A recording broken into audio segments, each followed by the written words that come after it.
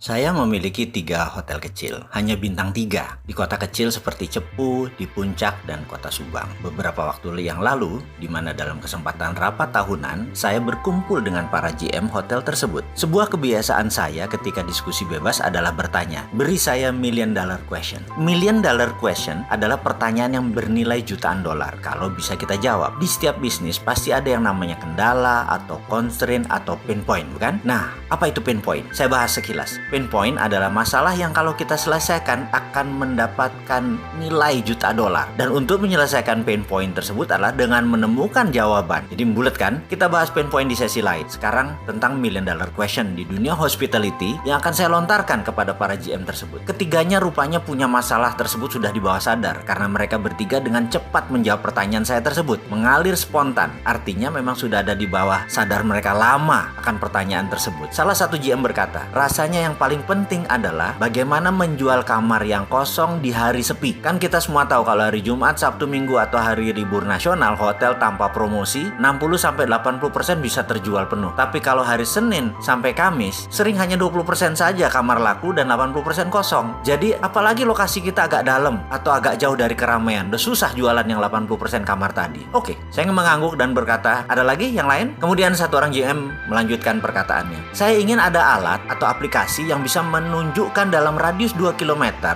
dari hotel saya ada berapa orang yang perlu kamar sekarang. Oke, saya bilang. Yang lain lagi, satu orang lagi yang terakhir berkata, pekerjaan anak-anak front desk, ada nggak aplikasi yang membuat mereka bisa bekerja dengan cepat? Karena rata-rata itu adalah 10-15 menitan lah kami melayani tamu di front desk. Kalau tamu tadi ada ngantri aja di belakangnya karena sore hari ada yang masuk kemudian ada yang ngantri di belakangnya, atau malam deh tersering, itu bisa 30 menit. Padahal melalui OTA atau .com segala macam itu malah lebih merepotkan karena data administrasinya ada di kita. Dia cuman good dalam paymentnya saja. Jadi administrasi harus tetap kita kerjakan manual. Mendengar komentar ketiganya, saya langsung berpikir keras seperti kebiasaan kaum introvert yang dicampur kaum intuitif seperti saya. Saya mikir saja. Tiba-tiba klik di kepala saya ada sesuatu yang sepertinya bunyi. Lalu saya berkata, kalau saya bisa jawab ini semua artinya kita akan dapat million dollar bisnis. Betul? Bertiga mengangguk. Padahal saya ini bukan berbicara pada mereka, saya setengahnya berbicara pada diri sendiri. Begini, kan aplikasi online traveler itu kebanyakan melihatnya dari sisi traveler, bukan dari sisi kalian para hotelier, bener nggak? OTA, online travel agent itu kan punya pihak ketiga. Bagaimana kalau saya buatkan aplikasi dari kacamata hotelier sekarang, dari kacamata kita? Jadi ini merupakan hotel platform, hotel yang menentukan segalanya, mulai dari pricing sampai HMS, software atau hotel management system, semua ada di front desk. Bahkan di front desk tersebut jika ada traveler, dia cuma ngasih QR code, dipotret, data pindah dan langsung kasih kunci. Jadi tugas front desk hanya satu. Setelah QR code dikasih tadi, tinggal samakan identitas dia dengan di QR code, lalu kuncinya dikasih. 1 menit selesai. Lalu saya bilang, bagaimana kalau saya siapkan aplikasi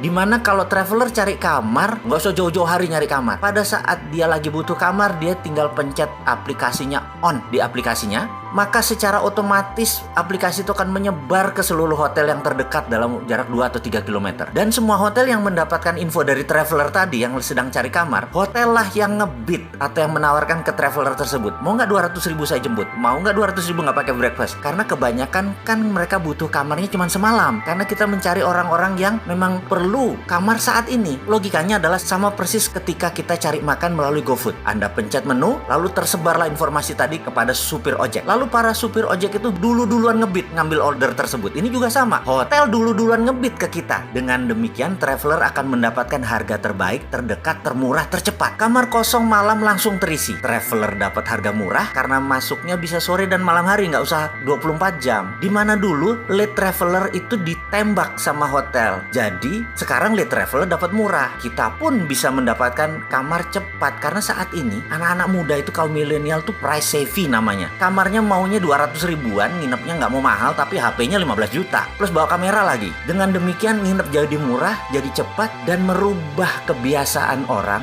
bertransaksi melalui OTA. Karena sekarang ini bukan OTA tapi hotel platform. Anda yang nentuin. Bagaimana? Demikian saya mengoceh panjang dan kemudian saya berkata, coba panggil Mas Daf. Mas Daf adalah tim IT saya yang sudah ikut saya lama banget. Banyak aplikasi yang dia buat. Saya bilang kepada Mas Daf, Mas, kita buat aplikasi namanya Get Hotel. Logonya warna biru muda seperti warna klub bola Manchester City. dan ada kuningnya sedikit. Dan kami berenam setiap hari, setiap kesempatan sudah 6 bulan berjalan. Akhirnya kita ketemu sebuah aplikasi baru yang namanya Get Hotel. Kayaknya sudah siap meluncur. Ngomong-ngomong, ada yang minat gabung nggak?